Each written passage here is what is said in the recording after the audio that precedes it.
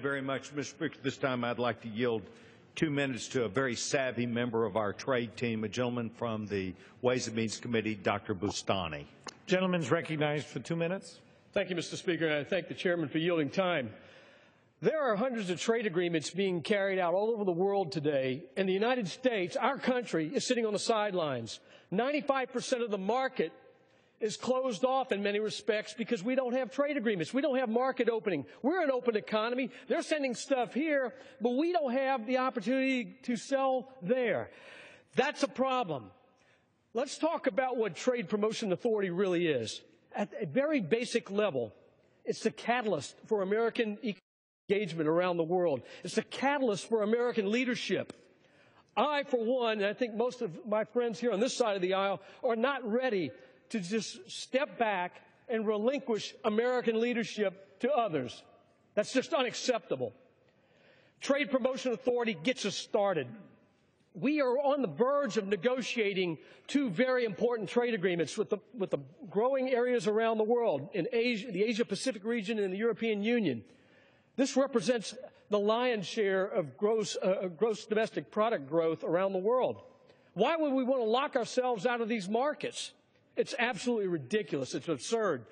We want the American worker to have access to those markets. I want mothers around the world to buy goods off the shelf that say made in America, but those markets are closed. Let's open them. Let's get Trade Promotion Authority in place. What is it? It's not the trade agreement itself.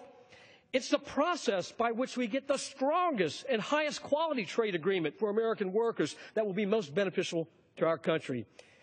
It is the whole way we're going to achieve growth in this economy. We can't do it to the extent we need to without this. It puts Congress in the driver's seat, providing over 150 priorities, negotiating priorities that we set, not the administration. We set these as we negotiate with foreign countries. If we fail to pass this, the President negotiates on his own priorities, not the priorities of the American people. Can I have another minute? 1 minute. All right. Gentleman's recognized for an additional 1 minute. Trade Promotion Authority gives more transparency to the whole process. Right now, we don't have the kind of transparency that's necessary. TPA, Trade Promotion Authority, is public. That is public. That's the process. It's very public. Go to congress.gov. Anybody can read the legislation. It's public. Plus, passing TPA will require that the final trade agreement, once it's concluded, those negotiations aren't done yet, but once they're concluded, the President has to make it public for 60 days for anybody and everybody to read it. I mean, that's transparency. If we fail to pass this, we're giving up American leadership. We're basically throwing the American worker under the bus. We need growth. We need American leadership. And Trade Promotion Authority is the catalyst to providing that leadership.